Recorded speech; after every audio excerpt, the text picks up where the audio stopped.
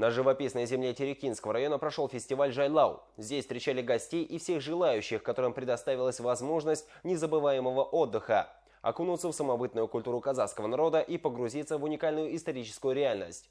Народные традиции, обряды и обычаи казахского народа определялись кочевым образом жизни. На протяжении тысячелетий кочевое скотоводство являлось основной формой хозяйства казахов. Лето – это самая благодатная пора в жизни кочевника, избавляющая его от зимних морозов и гололеда. Именно поэтому переходу на летние пастбища Жайлау уделялось большое внимание и значение. Гости праздника смогли окунуться в атмосферу прошлых веков, став зрителями старинных традиций и обычаев, например, народный обряд салем-салу – поклон снохи, когда молодые снохи здоровы в знак уважения к старшим должны делать салем – поклон.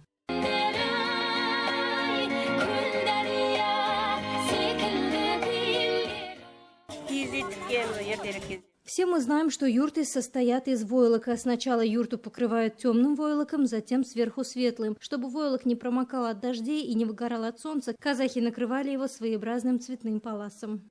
Яркими моментами мероприятия стали мастер-классы. Соблюдая все традиции и обычаи, бабушки показали гостям, как в старину готовили кумыс, айран, шубат и закваску куже, а делали все эти полезные молочные напитки в специальных деревянных сосудах кубы. Здесь молоко, сверху мы добавляем немного холодной воды, немного отстоится и можно делать айран. А жирное масло, которое образовалось на стенках посуды, мы собираем отдельно.